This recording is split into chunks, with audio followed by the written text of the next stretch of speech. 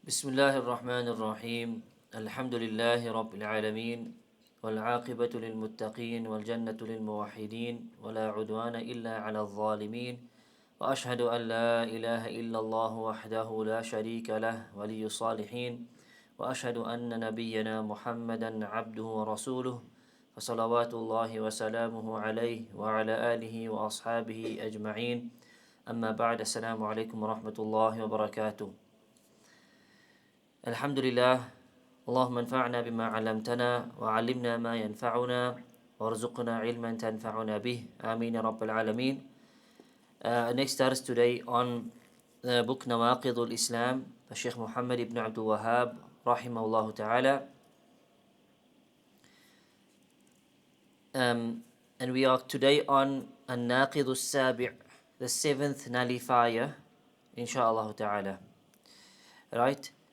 So,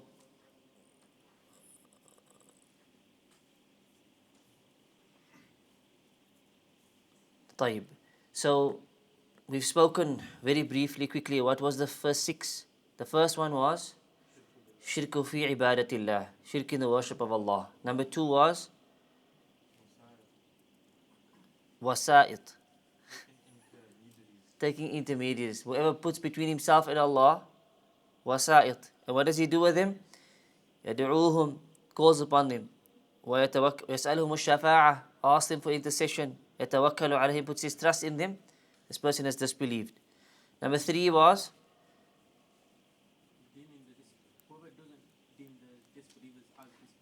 whoever does not deem the disbelievers as disbelievers. من لم يكفر المشركين, or he has shak, he has doubt in their kufr, or he considers their way to be correct. This is disbelief. Number four, naqid al-rabi', the fourth one.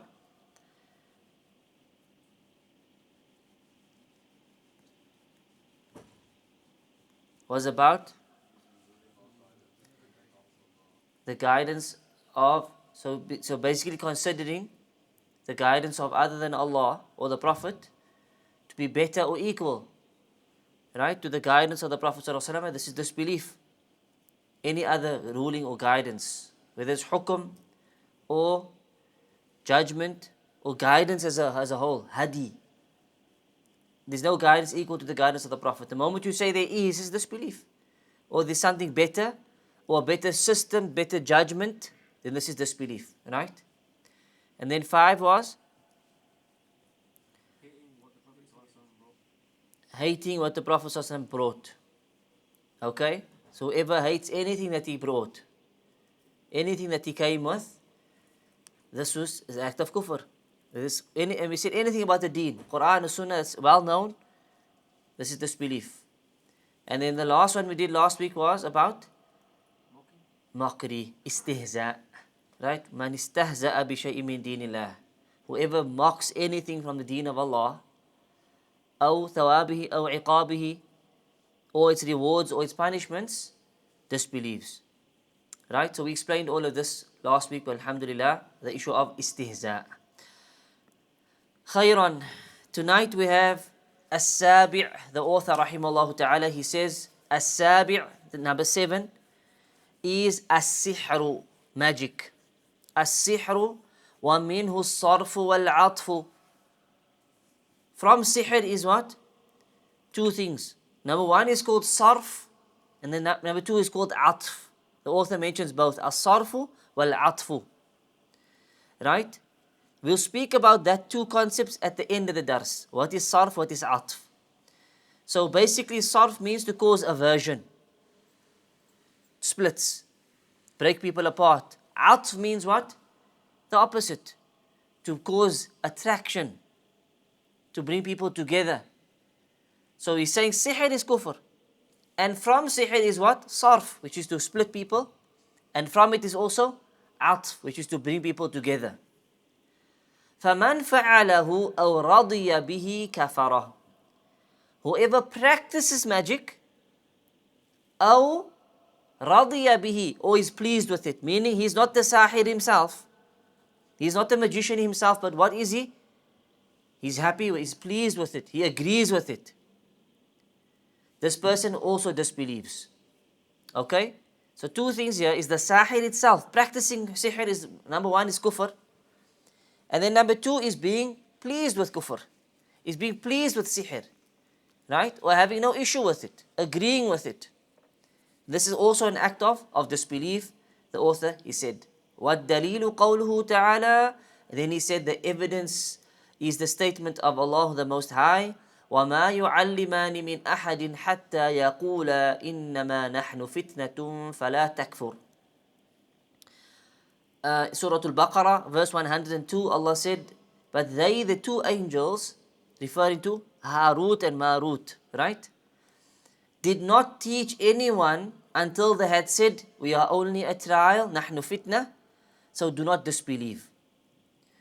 Right? This entire verse is about Sihr and about Sulaiman. وَمَا كَفَرَ Sulaiman. Allah said Sulaiman never committed disbelief. وَلَكِنَّ الشَّيَاطِينَ. But the devils, they disbelieved. Why? Because they were learning Sihr or teaching Sihr. Right? So the ayah there, it's a lengthy verse in Surah Baqarah about Sihr. وَاتَّبَعُوا مَا تَتْلُو الشَّيَاطِينُ عَلَى مُلْكِ سُلَيْمَانَ. You can go through the verse. This is the ayah that's being used here as an evidence. Parts of the ayah is being used to prove that Sihr, learning it, just studying it, as well as teaching it, is also Sihr. Sorry, is also Kufr. Is this understood? So someone can say, I'm just learning it. I'm not going to practice it. That is Kufr already. You're not allowed to learn Sihr.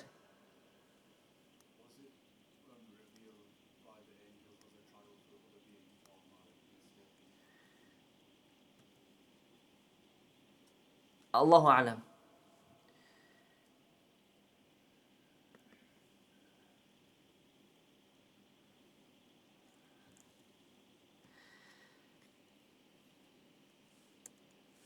Okay, so the ruling on Sihr, what did I say, is to learn it is kufr.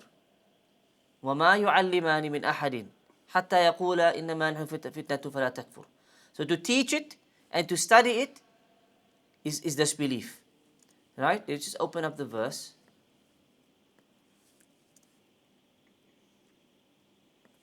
Baqarah.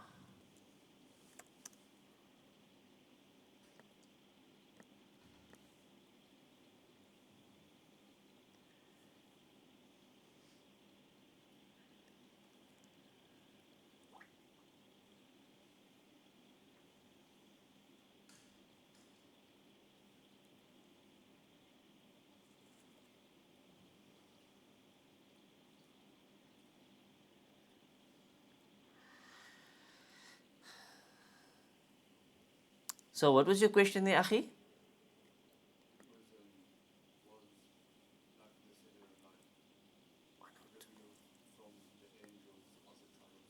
As a trial, yes. نحن فتنة. But they also say to them, فَلَا تَكْفُرْ. Are you with me? So this knowledge, don't go into it. It's a test. فَلَا تَكْفُرْ. So don't delve into it. Understand? Meaning, don't practice magic and don't learn magic because it's kufr. That's what the ayah means. Hence the command is from the angels. فَلَا تَكْفُرْ. Don't go into this. We've been sent with it as a test. نَحْنُ fitna. We're coming as a test. But what's the instruction? How do you save yourself from the test? Don't disbelieve. Meaning, don't learn and don't teach and don't do anything with sihr. This is what the ayah is teaching us. Are you with me? So even though the angels were sent with this, it's a form of a test from Allah. But the instruction is clear. Is that the people should stay away from this practice. Because the practice is, it contains disbelief. Learning the sihr contains disbelief, as well as teaching the sihr contains disbelief. Right?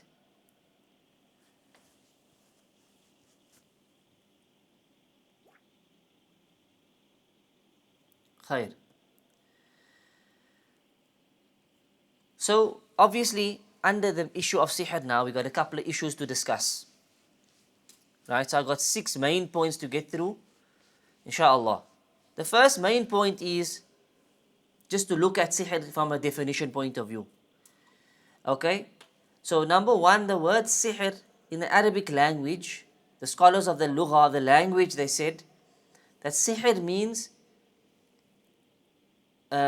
is everything in which, Afwan, Ibn Manzur said that everything whose means are subtle and concealed is sihr.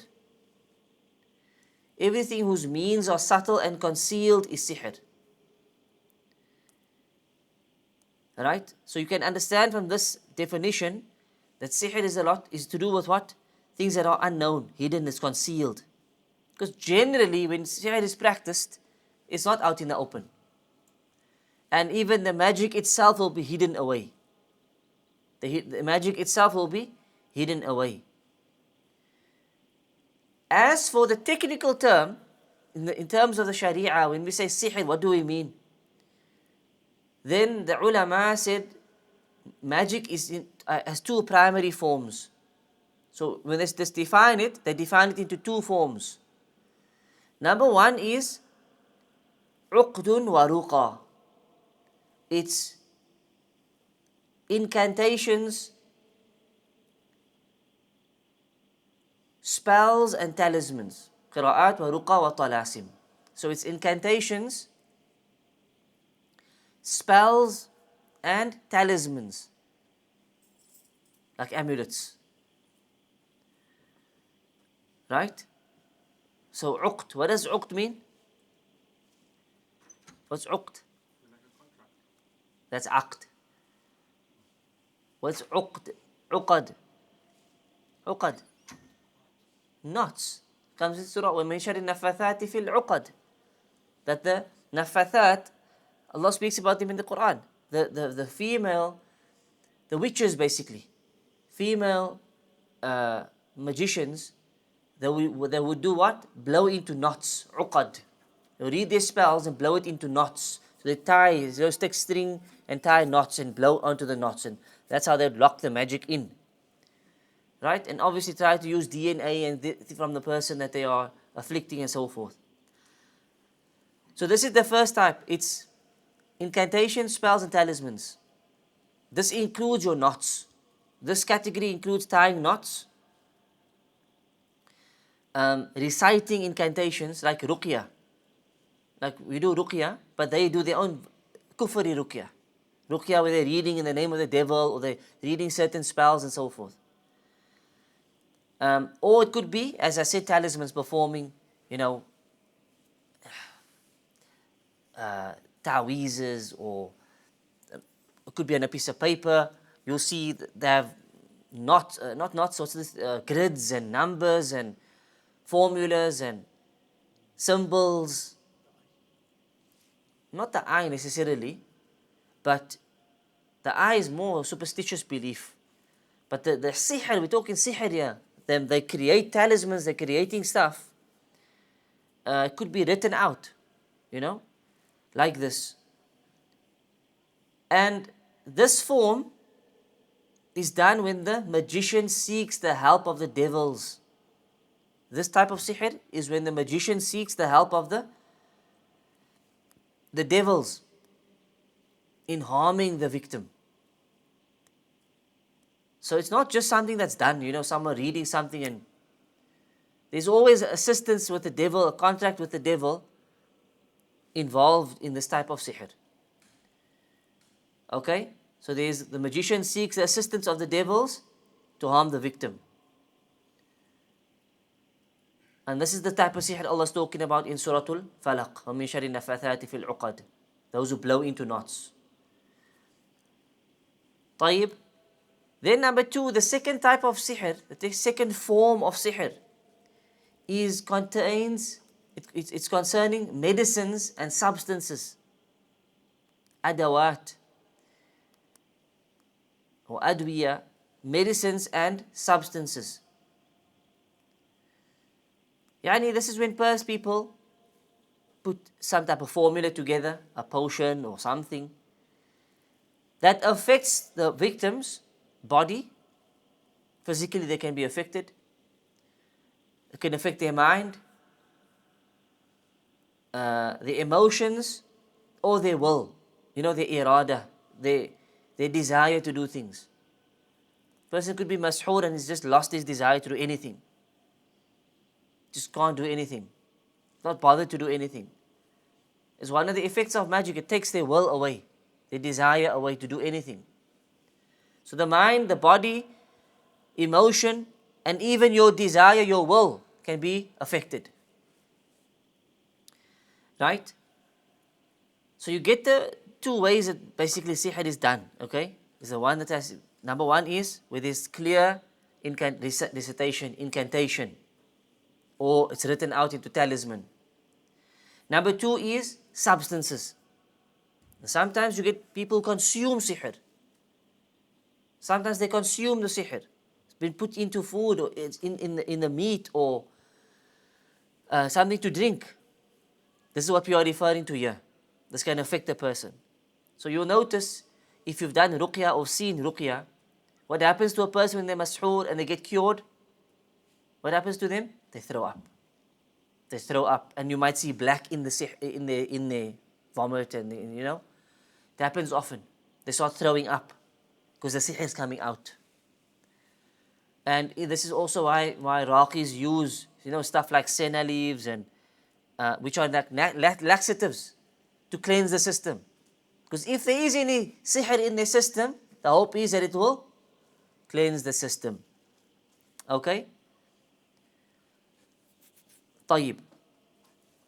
So this is the first, number one, which was? What's the first issue? The definition. Just give us an understanding of ruqya, of sihr, which is two types. It could be potions, medicines, foods, substances, or it could be the incantations, the blowing into knots. But they both fall under the word sihr. Okay? The next important issue is, does sihr have a haqiqah? Yani, is it real? Does it have an effect on a person, or is it imaginary? Is it imaginary? Is it just, takhyil, where it's like illusion and trickery? Or is sihr actually something that can afflict you, harm you, destroy you? This is an issue that the ulama discussed. What do we believe? It can. And this is the view of Ahlul Sunnah wal Jama'ah, and the majority of the scholars, which is sihr has a haqiqah. Anna lissihri haqiqah. Anna lissihri haqiqah. It has a reality, it has an effect. Okay? Imam al-Qurtubi, he said, rahimahullah, ذهب أهل السنة إلى أن السحر ثابت وله حقيقة. Ahlul Sunnah held the view that sihr is real, it's thabit, it's established, and it has a reality. وذهب عامة المعتزلة أن السحر لا حقيقة له. But the majority of the Mu'tazilites, the sect, the Mu'tazila group, they held the view that magic has no reality. It's not real. وإنما هو تمويه وتخييل وإيهام.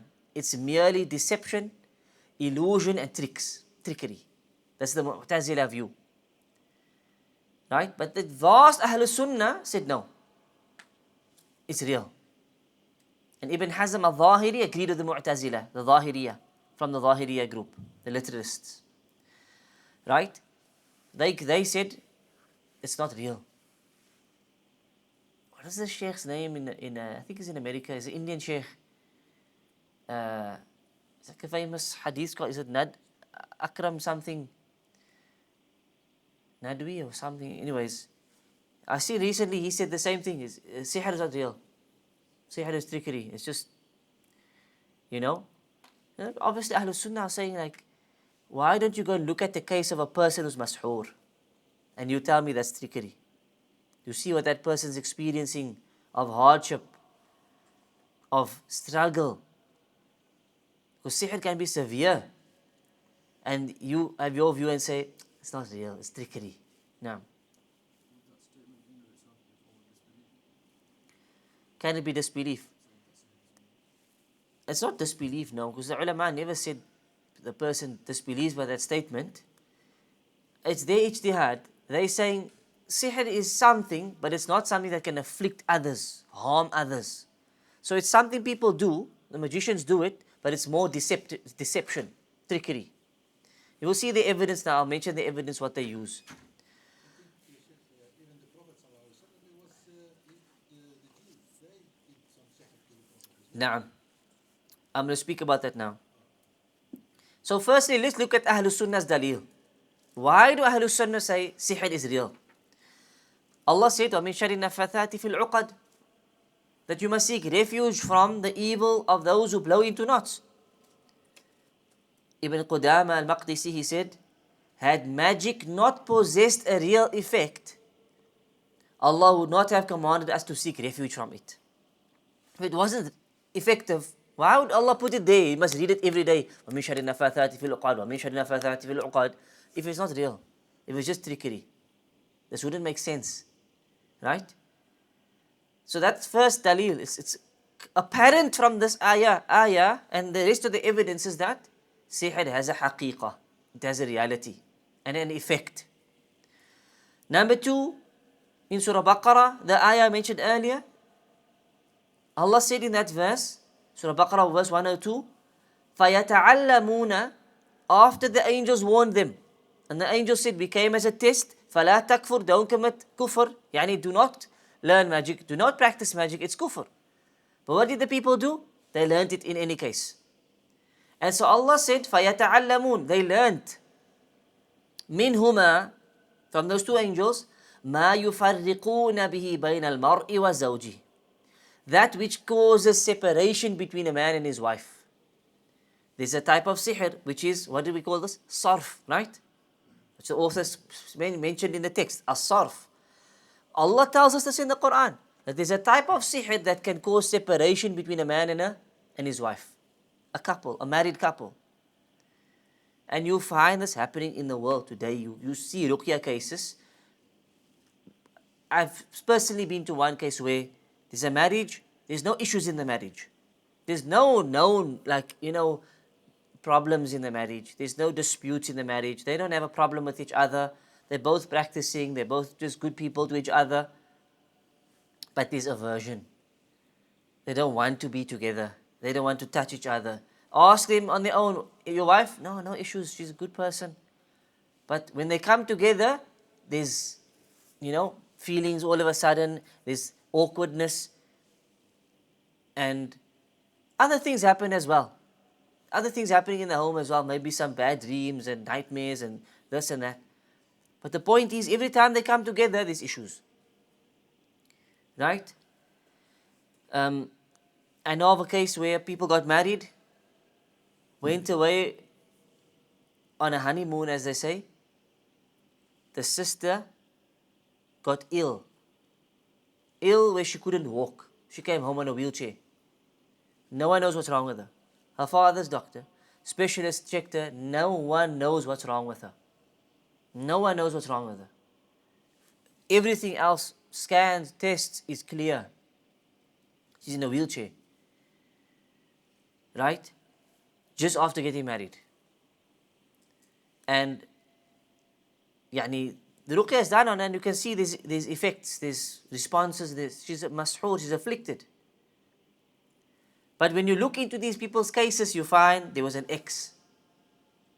And the ex is practicing this, and the ex was going to these people. And in these cases, you see these type of issues cropping up. And so where did these issues come from in the marriage? Why is this one getting affected? Why is this marriage not working? When they both wanted to work and try their best, but there's just constantly, blockages, as they say. This can be a result of sihr. I'm not saying every single marriage that breaks is sihr. No, that's not true either. But it can happen. And especially when you can see it's strange. And you'll see other signs as well. Other issues that they're going through. Right? But clearly there's this where people get afflicted in their marriages. Number three, third dalil is the Prophet ﷺ was afflicted by sihr, as the uncle mentioned. Aisha radiallahu anha said, سُحِرَ النَّبِي صلى الله عليه وسلم حتى يخيل إليه أنه يفعل شيء وما فعله. That he was affected by magic until he imagined that he had done something when in fact he had not done it. It affected him physically, right? He thought at times he did something, but actually he didn't do it. And the scholars, they mentioned his affliction was worldly and it did not affect revelation or conveying the deen. So when he's got, it was about worldly matters, not about the religion coming through or the Qur'an being revealed or the way he conveyed the Qur'an. This wasn't affected. Allah preserved this. Right? But physically he was affected. Physically he was affected and it had an effect. So magic has an effect and a haqiqah. And last dalil will be, the Prophet ﷺ said, من تصبح كل يوم 7 تمرات عجوة لم يضره ذلك اليوم سم ولا سحر. That whoever eats 7 ajwa dates every morning will not be harmed that day by poison or magic. Meaning magic can harm you. These are all dalils that magic is real, it can harm. And this is the view of, as I said, the majority of the scholars, which is the correct view. Now, why did the Mu'tazila differ?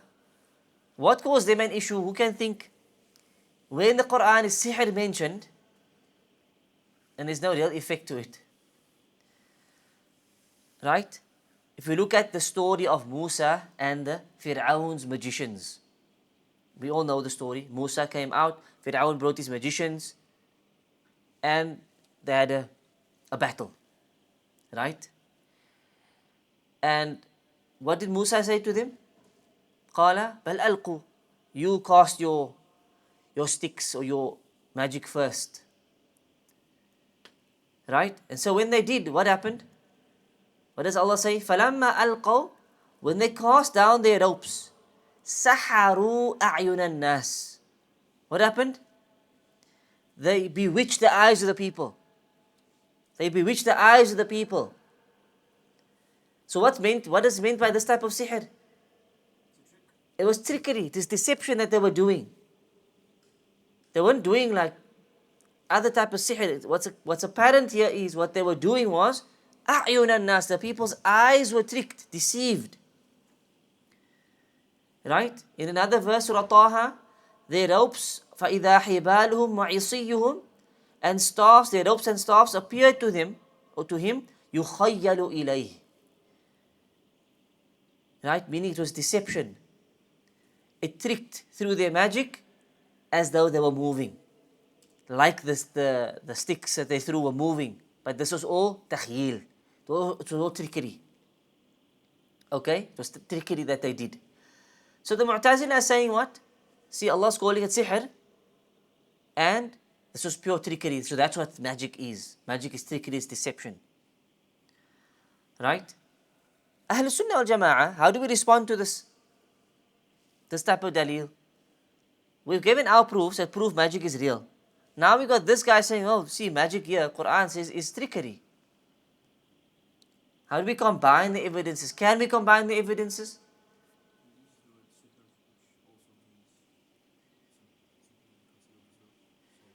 Linguistically, you mean?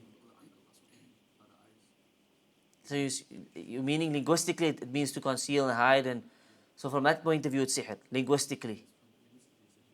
Okay, maybe. This particular verse is explaining about what the sihr they did, not the general. Okay, so what does that mean? The sihr is actually effective, but this is what they did. Right, so what does that prove to us? That sihr is of different types. So we agree with you that what they did was trickery, and that's still a form of sihr. As you mentioned, it can fall into the linguistic form of the word. But that's not the only type of sihr that exists. That's not the only type of sihr that exists. So you cannot limit your understanding of sihr to only what those magicians did. That's where you're going wrong. We're saying, yeah, that was trickery, but there's another type of sihr, which is effective. So our conclusion is, magic includes both. It includes real magic that genuinely harms people, and also illusionary magic. That's just deception, it just deceives the eyes. So even today, you might find a sahir, he's doing proper sihr, and you might find another guy, sleight of hand.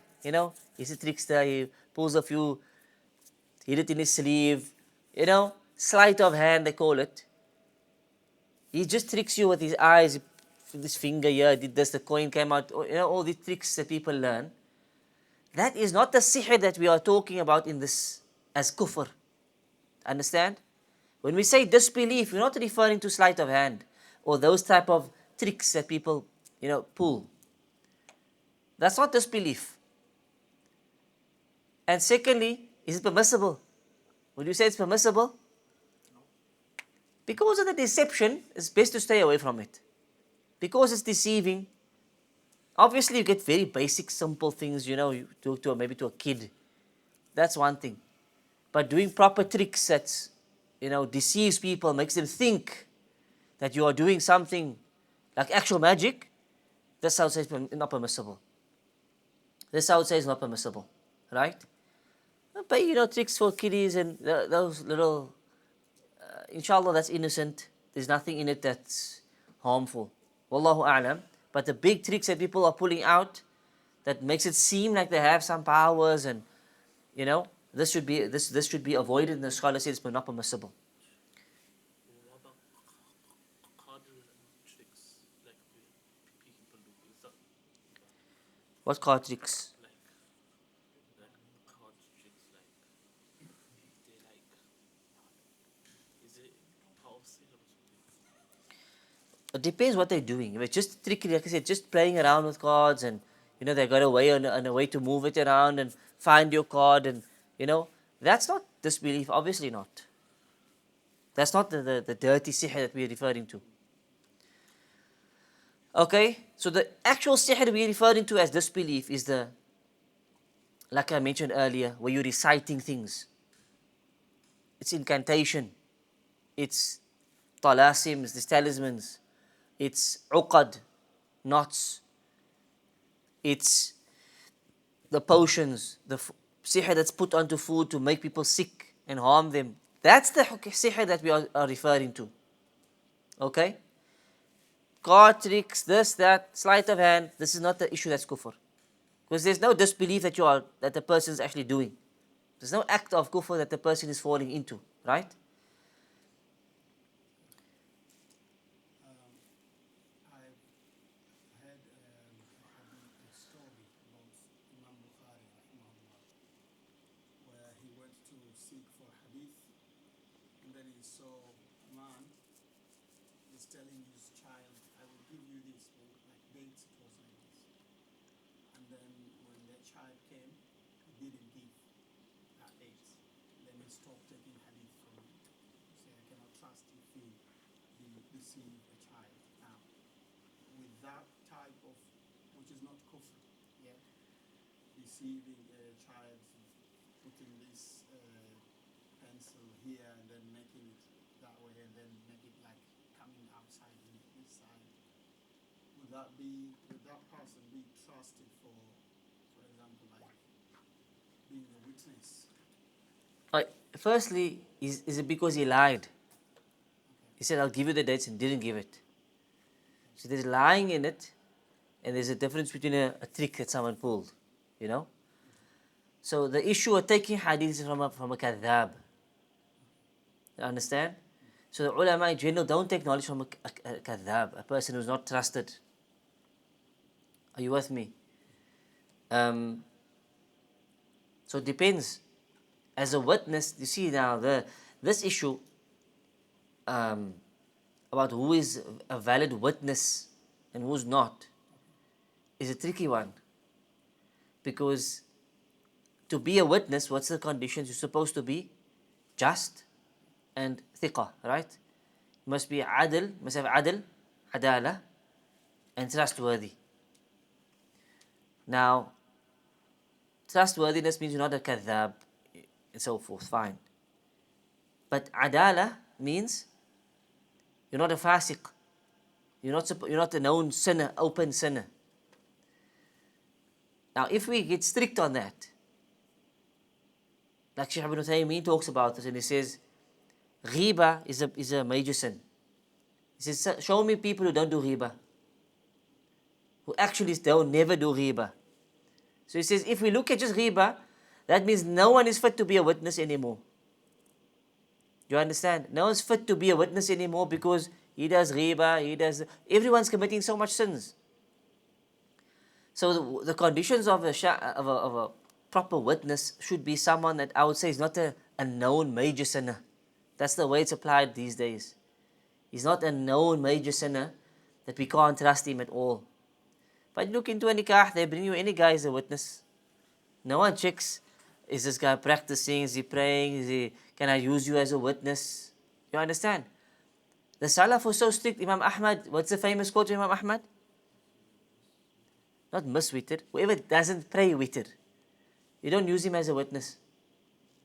You don't pray witr, you're not a witness. You can't. He's not fit to be a witness. He's not a shahid. Don't accept the shahada from him, meaning not the shahada, the kalima. Don't accept his witness. So he comes and he bears testimony in the court. So you don't pray witr. Khalas, you can't use you. That's Imam Ahmad's standards. Today, if you apply that standard,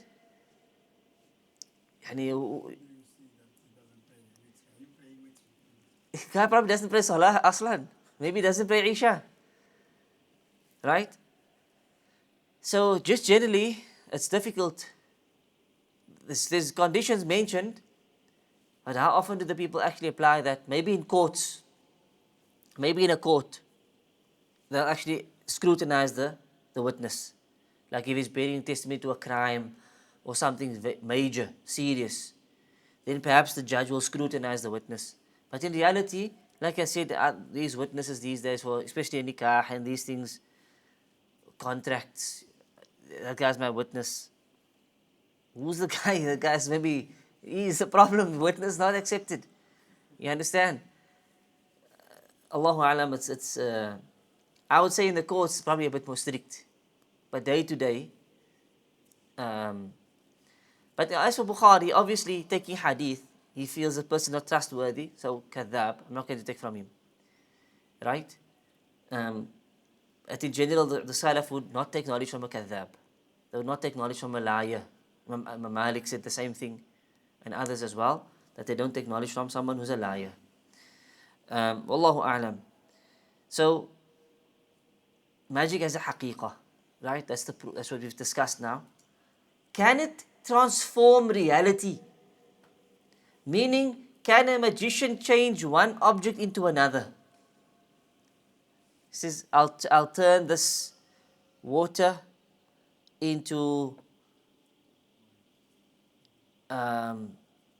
wine. Or I'll change this stone into gold. This soil I'll change into iron. Or I'll create life. I can create life. Through sihr, I'll create. Give life. Can this happen? No, it can't happen. This, obviously, sihr can harm, but it cannot change. They don't actually have powers like this, where they can change things. This is where there's delusion. This is where there's trickery. Hatta Dajjal will do this. He will trick you, deceive you. But it's not actual. He doesn't actually have ability to change things. If that was the case, Sahirs would be the richest people in the world. They'll be changing everything into gold and silver, but they don't have that abilities. And that's for Allah Azza wa Jal alone. Right? They can't do this. Okay? So only Allah has the ability to change the nature of something and to create and so forth. They don't have these type of abilities. The next mas'ala is hukmus sahir, the ruling on the magician. What is the ruling on a person who practices magic or is known as a sahir? The first view of the ulama is that the sahir is a kafir. As-Saahir, kafir. As-Saahiru, kafir. The sahir is a disbeliever. This is the view of the majority of the scholars From amongst them is Abu Hanifa, Malik and Ahmad, rahimahumullah. Imam Abu Hanifa, Imam Malik and Ahmad agreed, the three of them, that As-Saahir kafir. The one who practices magic is a disbeliever. And obviously it's the view of who? Our author. Hence he's included Sihr into the Nawaqid of Islam. What's the dalil? The ayah in Surah Baqarah, right? Part of that ayah, Allah said, وَمَا كَفَرَ سُلَيْمَانَ وَلَكِنَّ الشَّيَاطِينَ كَفَرُوا. Sulaiman never committed disbelief, but the devils, they disbelieved. Why? What did they do? They took the magic, they went to learn it, taught it, and implemented it. This was the kufr that they committed. Right? So, it's clear that sihr is kufr according to the Qur'an, according to this verse of the Qur'an. Now, With that ayah, وَاتَّبَعْ, I've heard in other qira'at, it is read by Malikaini. Malikaini. Hmm? Some qira'at.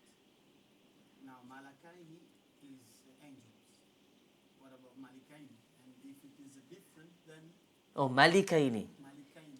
Some Like two other kings. qira'ats, yeah. Malikaini. And I've heard also this from some people debating. Was them actual angels, or was them just was kings? Because two different qira'ats. Hmm. I don't know, to be honest. I've never come across it before. I just know them as angels because the Quran says that they are angels. How does the ayah go?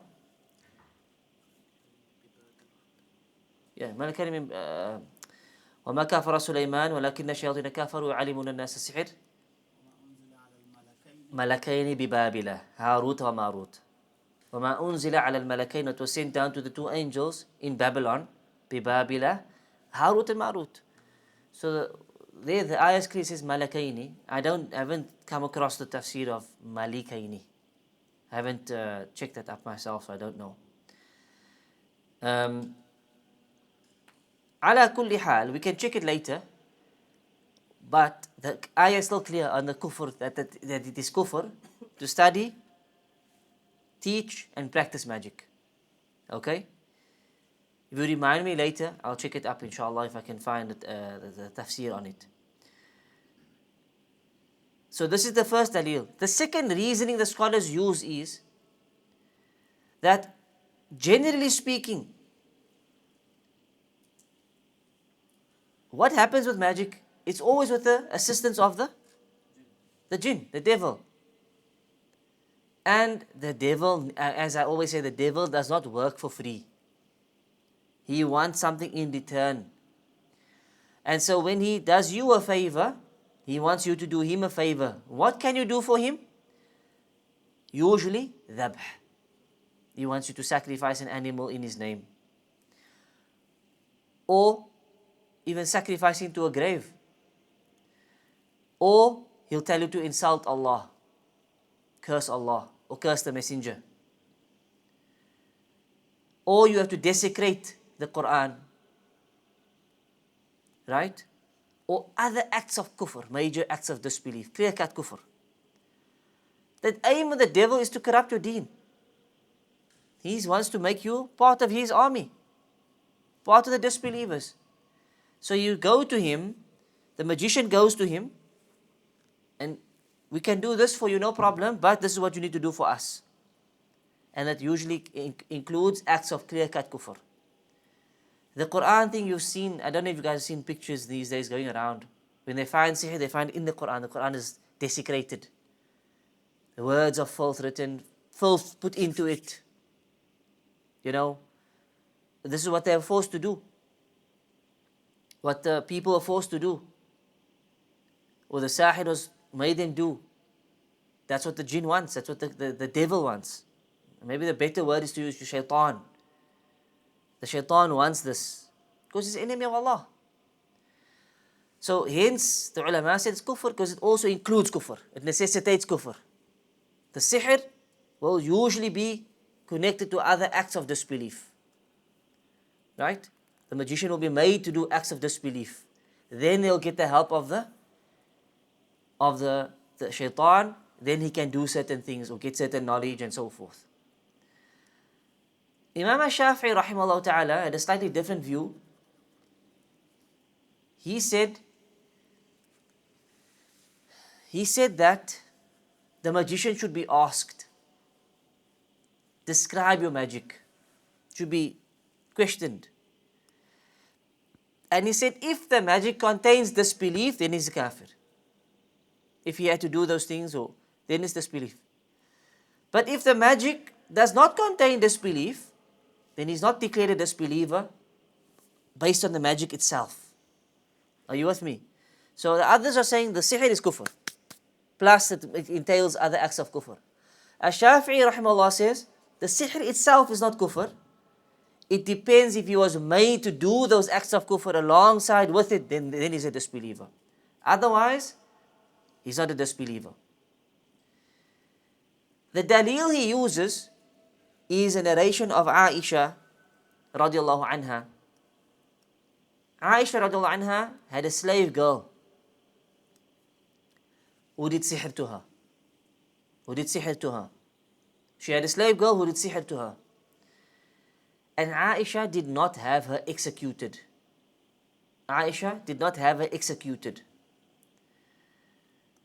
And Ibn Hajar said this chain of narration is strong.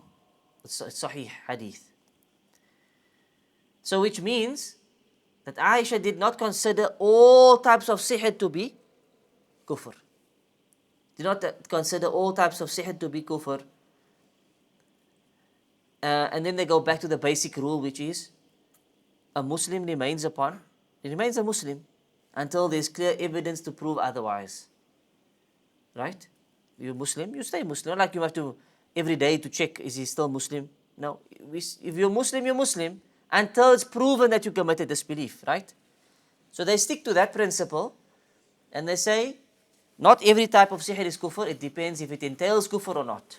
This is the view of Imam Shafi'i, rahimahullah ta'ala.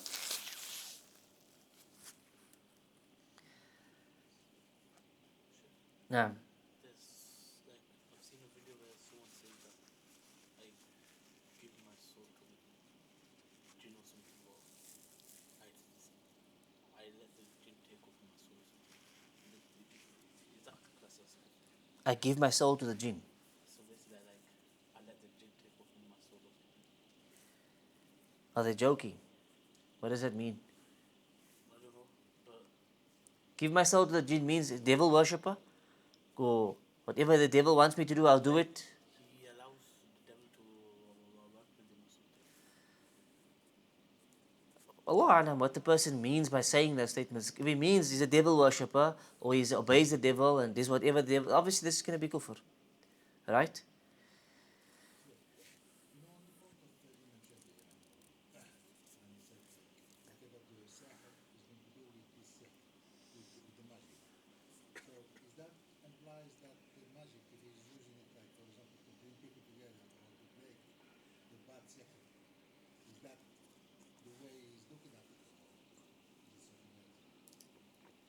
Yeah. So he's saying the sihr itself is not kufr. But it depends if he was made to do acts of kufr. Like if the devil said to him, you must do this, this and that, and it was blatant kufr, then he's kafir.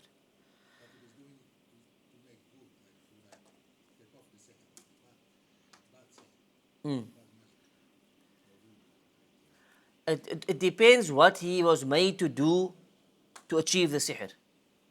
Understand? That's what Imam Shafi'i is saying. As for removing sihr with sihr, we'll touch on that later. Okay? طيب.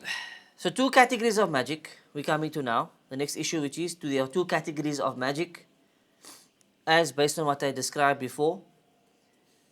Number one is magic performed through seeking the assistance of the devils. Right? Magic that is performed through seeking the help of the shayateen. And this is the type that is outright disbelief or kufr. Right? Because as we said, once you go via the help of the devil, you will end up committing clear acts of kufr, and this will then cause a person to leave the fold of Islam. So this is the type of kufr that's mentioned in the Quran, or sihr that's mentioned in the Quran as kufr, is when you are using the shayateen and you are performing acts of kufr, and this causes you to leave Islam, right? As for the magic that's performed through medicines and substances,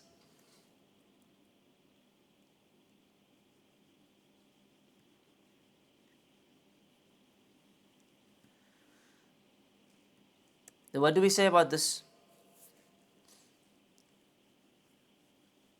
Imam Shafi'i's opinion is that it's not kufr. You say it's not kufr.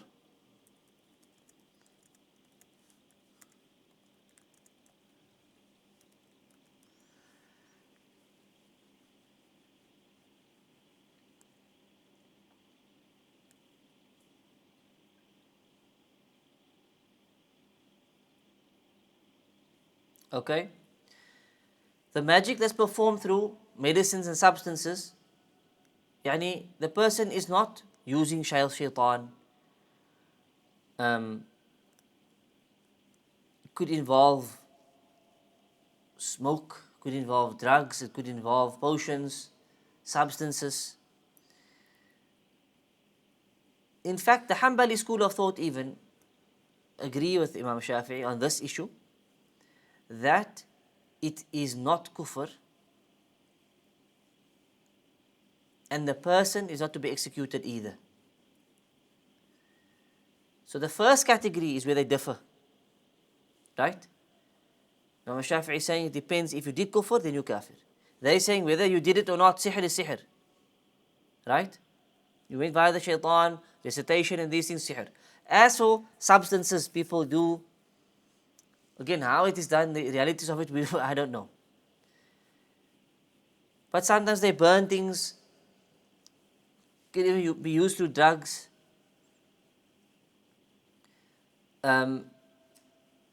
They say this is not an act of disbelief. This type of sihr is not an act of disbelief, but it's a major sin. It's a kabirah min kaba'iri dhunub. Okay? On condition you're not using the who? The shaitan. If they are using shaitan in this as well, then this would be disbelief.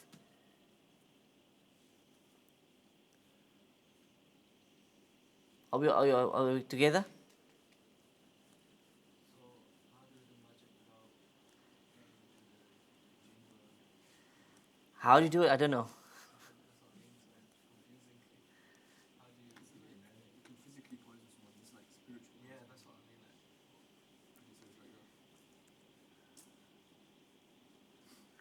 Magic drugs, that's just like spiking someone. Where's the magic aspect coming from?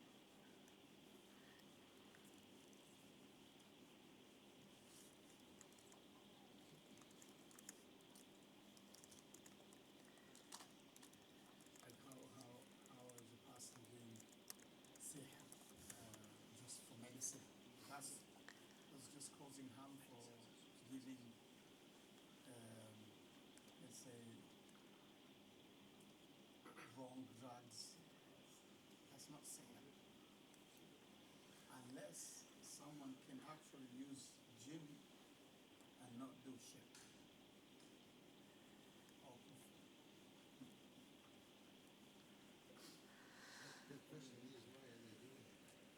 What is meant by the word sihr, I think, is the important point here. And it goes back to that linguistic definition, right? But this could just be referred to herbs that causes hallucination, causes confusion, or drugs, as we said, smokes, breathe this in, and that causes your mind to hallucinate, causes, right? I think this is what is meant by this.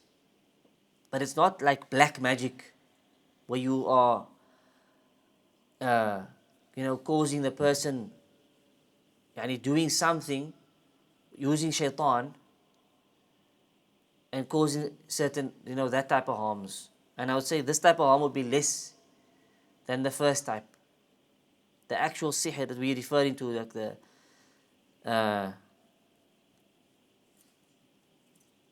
Naam.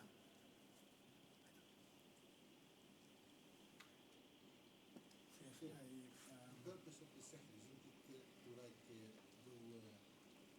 get somebody like to What's that? No. inflict pain to someone? Sorry? The purpose of the sihr is to inflict pain to another human being. Pain. And I know a story about this family. They have their daughter. Everybody like to come back to ask for her hand. Something happens. And then they found out afterwards they brought this sheikh that like he put the sihr. And you're talking about the potion that the people like eat or whatever. And when, like you said, when she puked out, yeah, there was black there, like you said, and there was seven Not uqad. yeah. But what they said, she couldn't have like swallowed that. Yeah, it's like black magic or whatever. Mm. And she has been like that for years and years. And the fact that he knew even like the person says from the family, from the direct family, because they didn't want, she didn't want to marry their son. Yeah. They put like black magic on her, Mm. and she stayed there for years. Yeah. Didn't like that what she did, and she puked that sihr out. Yeah. He said it couldn't be possible that she could have like eaten or swallowed that whatever piece of string or whatever. Mm. And she got it out, they got it out of her body. This is true story that happened. Friend of mine. Yeah. So this is like really dark matter. No, that is the kufr. That's obviously the uqad, the recitation on there. That's not just medicinal, herbs and stuff, right?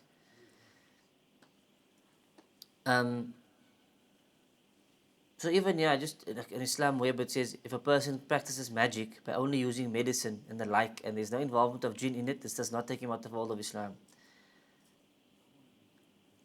Right? My understanding of this is it's not the sihr we understand as sihr.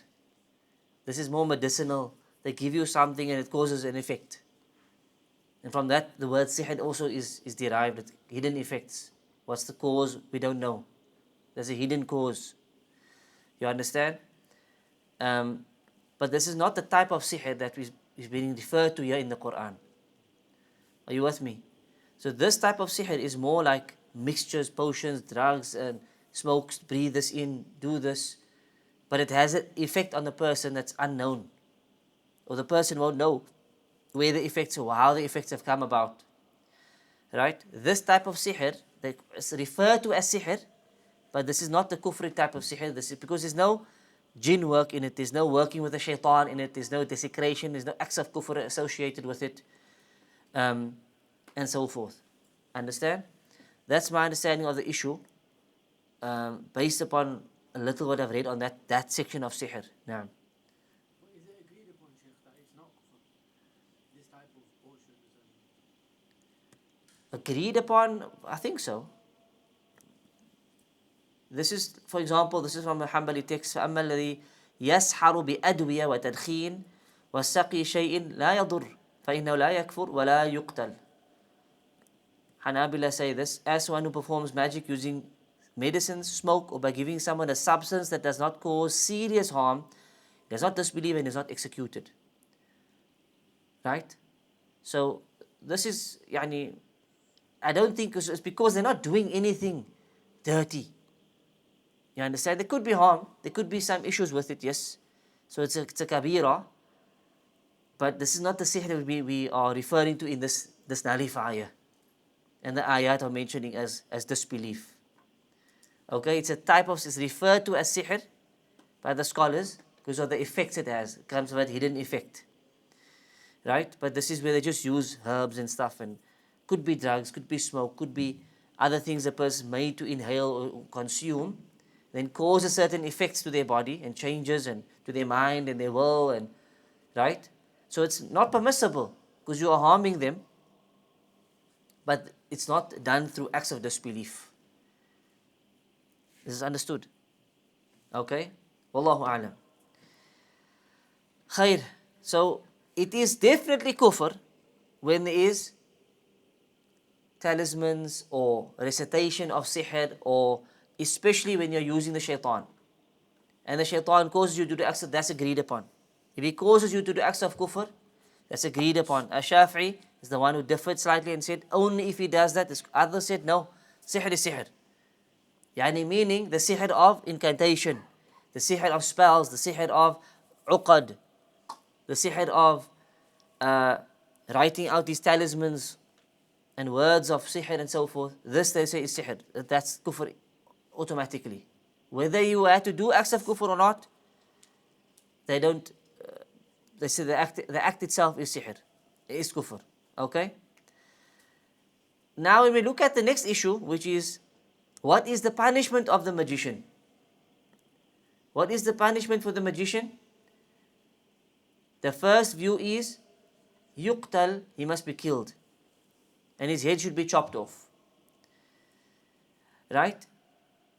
And obviously this must be done by an authority in a Muslim land after the case has been proven and it's been, then they can do this. And in places like Saudi, they still do it. In places like Saudi, they kill the magicians, for example. Right? And this is the view of Imam Malik and Imam Ahmad. And some said Abu Hanifa as well. Why? Because they said it's kafir. Understand? These three imams, all three said Sahir is kafir, and so therefore he must be killed. Just like a murtad must be killed. And they mentioned that this comes from many of the Sahaba, like Umar ibn al-Khattab, Uthman ibn Affan, Umar's son and daughter, Abdullah ibn Umar, and his daughter Hafsa, and Jundub ibn Abdullah, radiallahu anhum ajma'een. Many of the Sahaba held this view that the Sahir must be yuqtal bis-sayf, he must be killed by the sword. And this one companion, Jundub, he narrated that Rasulullah sallallahu alaihi wasallam said, "Haddu sahiri darbatun bis-sayf." That the prescribed punishment for the magician is to be struck with a sword.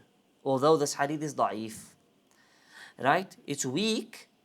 However, the view, this is the ma'ruf view of the Sahaba, which strengthens the weak narration. Okay? And Jundub radiallahu anhu himself, is reported that he struck a magician with his sword. So even though the hadith has weakness in it, the narrator himself was acting upon it. He killed a sahir with his sword.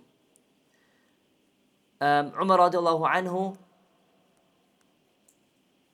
it's reported from Bajala rahimahullah, who said, جاءنا كتاب عمر قبل موته بسنة اقتلوا كل ساحر فَقَتَلْنَا ثَلَاثَ سَوَاحِرٍ. He said, a letter from Umar reached us 1 year before his death, stating, execute every sahir. And we killed 3 female magicians after that they found. Hafsa radiallahu anha, Umar's daughter, it's authentically narrated that, and she's also who? The wife of the Prophet sallallahu alaihi wasallam.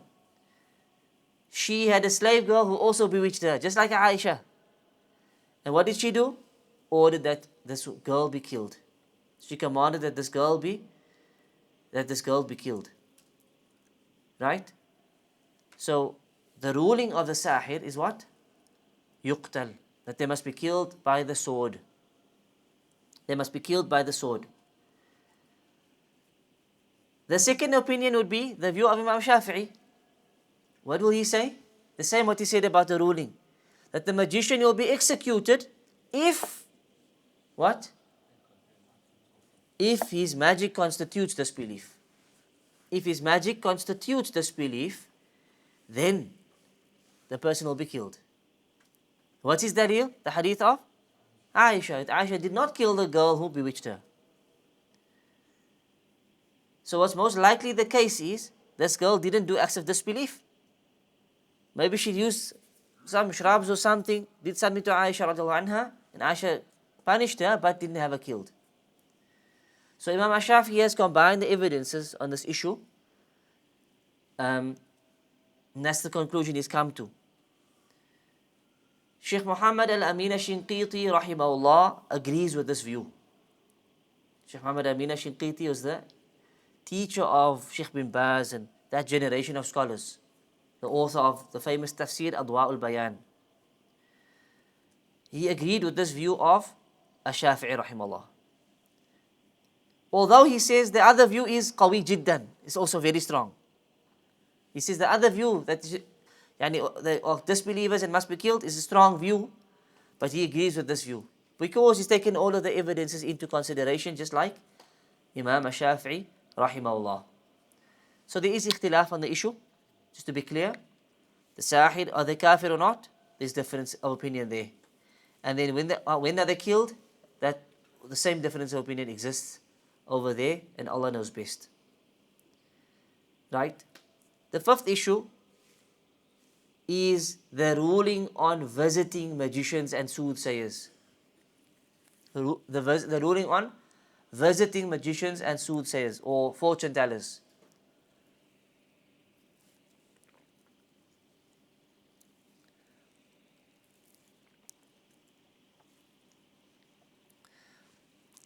Okay, and we got 5 categories I'm going to get through here. Number 1, asking them and believing their claims,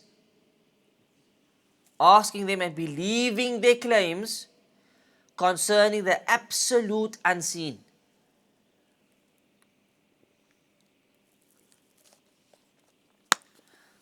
Now, firstly, what do we mean by absolute unseen? Al-Ghaib al-Mutlaq. The absolute unseen refers to matters that no created being could know. It refers to matters that no created being could know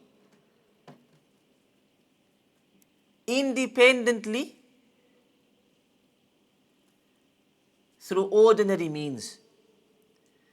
No created being could know independently through ordinary means,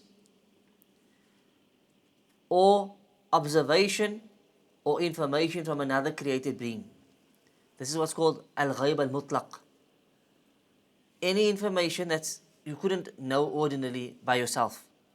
Nor can you get this information from who? From others, or through observation. Like what? When is Qiyamah? Can you research this issue? You can't. Can you find out from anyone else? You can't. What's going to happen in the future? In detail. Not saying, I think in the future things are going to get worse. Yeah, okay, we can see that there's a trend. There's a trend. We're not talking about that. We're saying, on this day, one day, so-and-so is going to happen, and this one's going to... Detailed. That's ghaib mutlaq. You can't get that information from anyone. Or the reality of what's concealed in people's hearts. What's concealed in your heart, my heart. You can't get access to that information. Okay, and any other matter Allah has kept exclusively to Himself. Any other matter of the ghaib that's unknown to creation. So if I go to a magician or soothsayer or fortune teller, and I ask them matters, believing their claims about the absolute unseen. So they give you information about, the absolute unseen. There's no way they could get this information. And I believe that they know this knowledge. What's the ruling on this? It's major kufr. Out of fold of Islam. Because you've given this Sahir attributes of Allah. You've given him attributes of Allah. No one knows the unseen except Allah. Right? قُلْ لَا يَعْلَمُ مَنْ فِي السَّمَاوَاتِ وَالْأَرْضِ الْغَيْبَ إِلَّا اللَّهِ. Say, none in the heavens and the earth knows the unseen except Allah.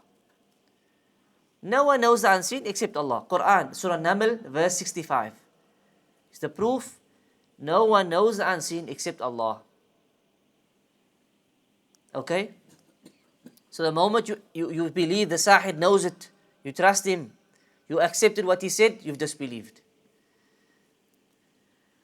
Category number 2 is asking them about the relative unseen.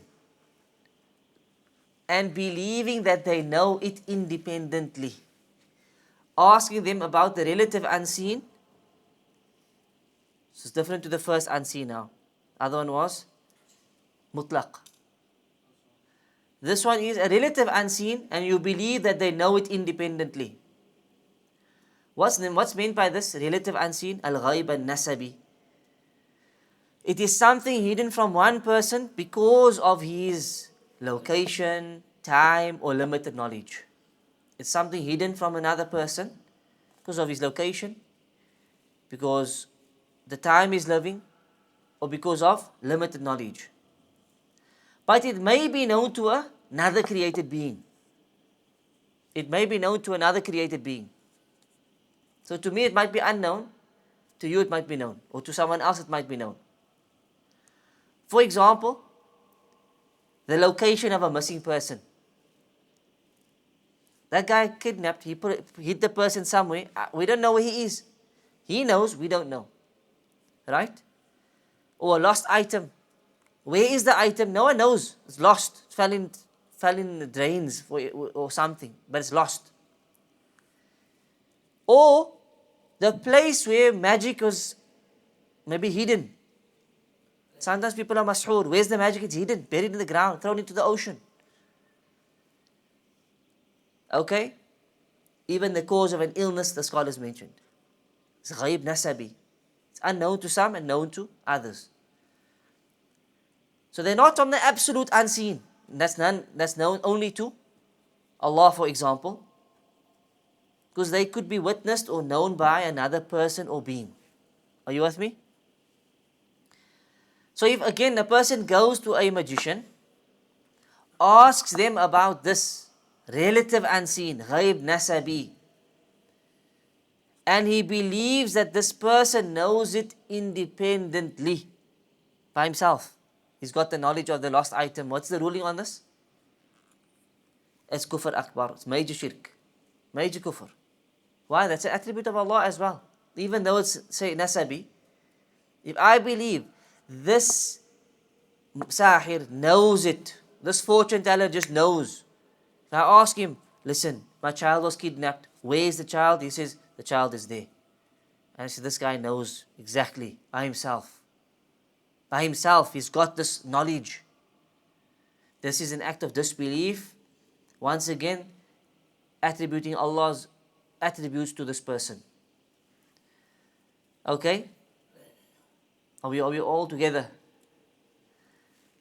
Now, category number 3 will be again asking them about the relative unseen, and I believe the devil informs them. I believe I'm going to the Sahir, I'm looking for my lost item or my lost child, and I know the shaitan can help him. I'm going to ask him because I know he worked with jinn. And the jinn's going to inform him. I don't believe he knows the unseen. I don't believe he knows the unseen, not the restricted unseen, not the unrestricted unseen. But I know he works with shaitan, jinns, and the jinns have their ways, and that's how he will locate the missing item. Okay?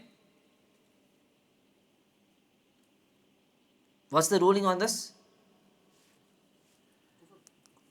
It's kufr.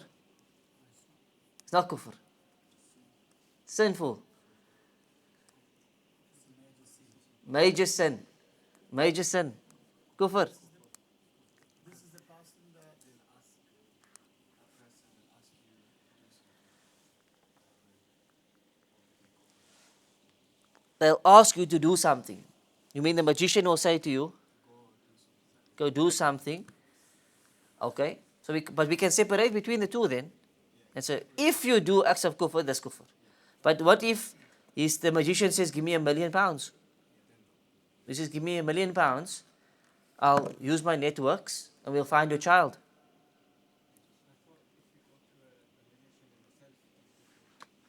Okay? That hadith's coming up. Okay?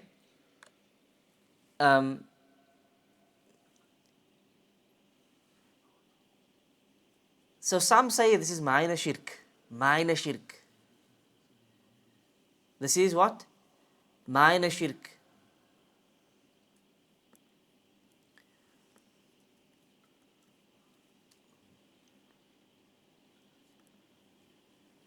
because it could lead to major shirk, right? Anything that can lead to shirk is minor shirk, right?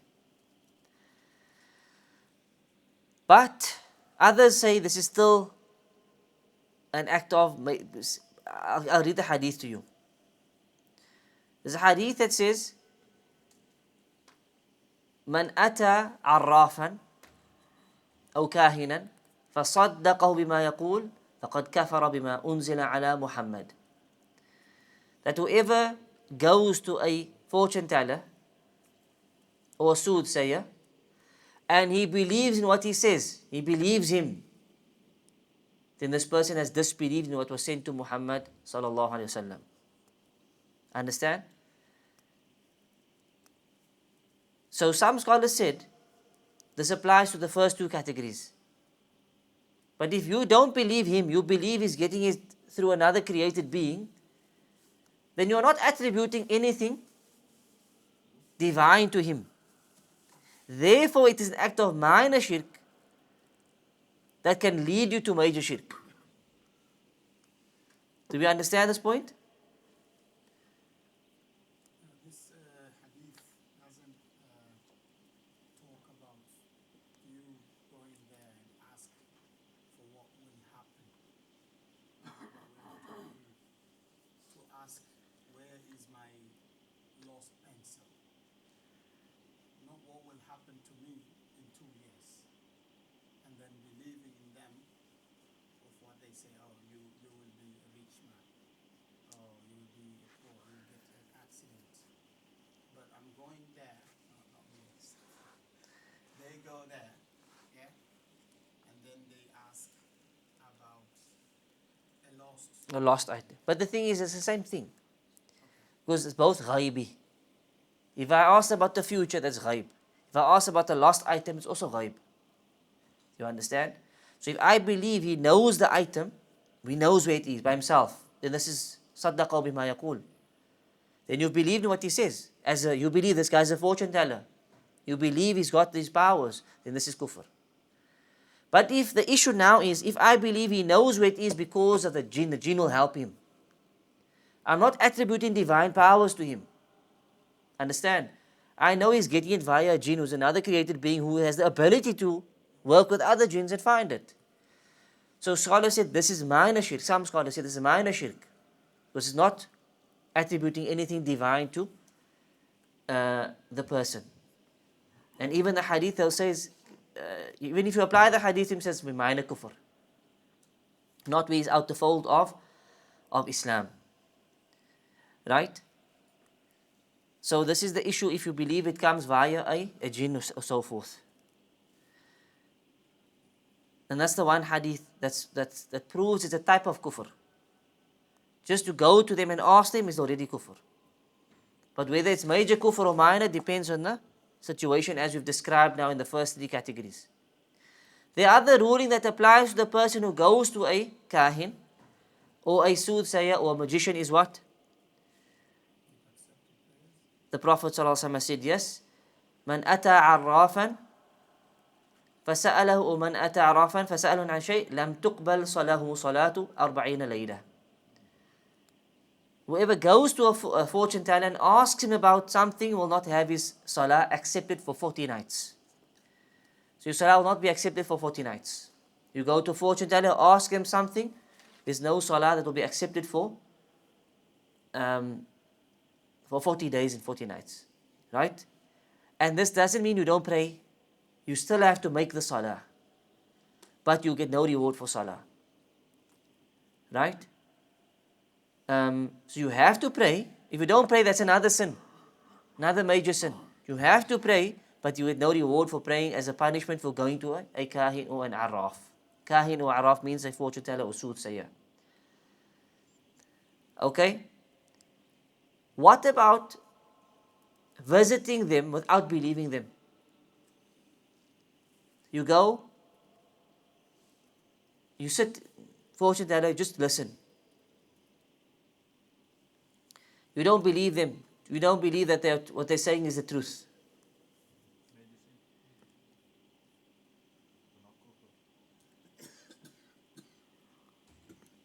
Major sin. not kufr. Fine. We can agree it's not, it's not kufr, right?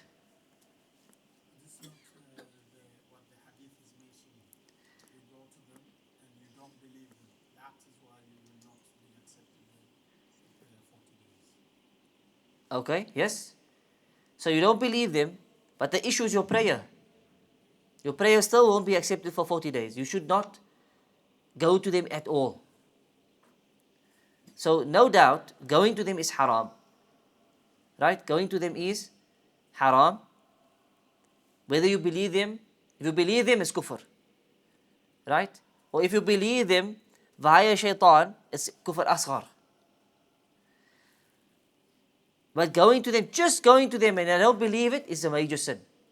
And it can cause your prayers not to be accepted for 40 days, as the hadith I mentioned. So that would be category number 4, right? Not believing them. All 4 are blameworthy, but there are different levels.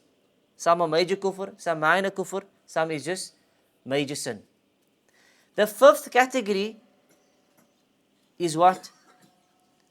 The 5th category is visiting a magician or fortune teller to denounce them or expose them, to refute them, right?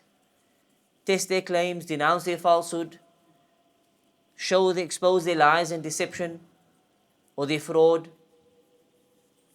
This is permissible in Islam. In fact, it could be obligatory for certain people, like the scholars, who are able to do that, who have the ability to do that. It's a form of amr bil ma'roof wa nahi anil munkar. So even I mentioned Saudi earlier, where they kill the Sahir, they have a hay'ah, a special group of scholars who work with the police who do this. So when they get reports, it's strange activity in a location, in a village, we suspect a Sahir, the police will go with the ulama, certain scholars who work with them, to see what's happening, and then they'll give them the appropriate punishment. Understand? And they can then expose it to the people if they want to show this is what was happening, this person's a fraud, especially if it is what? Affecting others. Or if it's someone who's doing it for fame, then this is obviously something that is required. So those are the 5 categories. The only time it's allowed is to expose and to refute the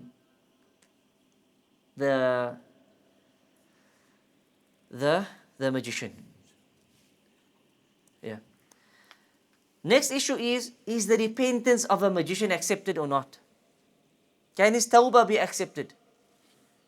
Now there's 2 issues here. The one is with Allah.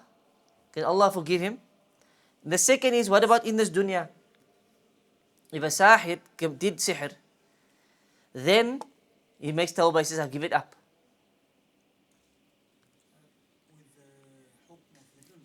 With the hukm of the dunya, yes. By the ruler. By the ruler. You don't think so? Imam Ahmad, right, said it's not accepted. Why? Because number 1, we can't trust him. Number 2, he still has the knowledge with him. He could go back to it and go back to the harms. So whether his tawbah with Allah is accepted, that's between him and Allah. But in this dunya, yuqtal, he must still be killed. Imam Malik said the same thing. So they said in this dunya, no tawbah. Meaning you make your tawbah between you and Allah. When you meet Allah, that's between you and Him. But for us in this dunya, we can't trust you. We can't trust you, so there's no tawbah for you, you must be killed by the ruler. That's the view of these mashayikh. Others said no, tawbah is tawbah if they show, for example, they destroyed their books, they made open tawbah, there's reason to believe them, then we can believe them. Then their life can be spared. Okay, so there's ikhtilaf on this issue as well amongst the ulama. Some of them use the Fir'aun's magicians. They were forgiven. They weren't killed by the Muslim. Okay, Fir'aun killed them, or Fir'aun punished them, but they were not, harmed by this.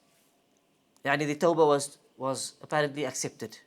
Right? So there is khilaf on this issue. What seems correct is, it can be accepted if there's reason to accept it. Our last issue is the issue of removing sihr from an afflicted person. And there's something called an-nushra. Nushra means to remove sihr. Right? It means to remove or to undo sihr. Right? And there are two ways to do this. Number one is the legitimate way, which is to use ruqya, the Qur'an and the Sunnah, adhkar and dua. This is permissible and is established in the Sunnah. Right? That to remove sihr, you do ruqya, you recite. You recite the Qur'an, you make dua, you say an adhkar, and so forth. Okay? And there's plenty of evidence from this in the Sunnah of the Prophet doing ruqya and so forth. The second way to remove sihr is what? Is through sihr itself. So you get another sahir to take sihr out with doing another act of sihr. However, the correct view is what? That this is not permissible. This is haram and it's not permissible. Right? It's not permissible in Islam to do this. Yani sihr, if you say it's kufr, how can you do one act of kufr to remove another act of kufr? Understand? So using sihr to remove sihr is haram. It can only be removed through ruqya and dua and adhkar with Allah Azza wa Jal. طيب. To end off, the author mentioned sarf and atf, which I've basically touched on. Sarf is what? Is when the sihr creates aversion. It causes separation between people. Causes the hearts to become averted from each other or hatred for no valid reason. For no apparent reason. Right? And atf is the opposite. A guy loves or is infatuated with a woman. He does sihr on this woman and she becomes infatuated with him. She's in love with him. All of a sudden. She's attracted to him. Through sihr, this can happen. Through sihr, this can happen. And of course, this is not permissible. If he does it in the way that we described, using, uqad and ritual spells, then this is an act of kufr that he has committed as well. Right? Wallahu a'lam. That's the end of the chapter of sihr. Walhamdulillahi Rabbil Alameen. We will do number 8 and 9 next week, inshallah ta'ala. Barakallahu fikum wa jazakumullahu khairan wa sallallahu ala nabiyyina Muhammad wa ala alihi wa sahbihi ajma'in. Subhanakallahumma wa bihamdik. Ashhadu an la ilaha illa anta astaghfiruka wa atubu ilayk. Wassalamu alaikum wa rahmatullahi wa barakatuh.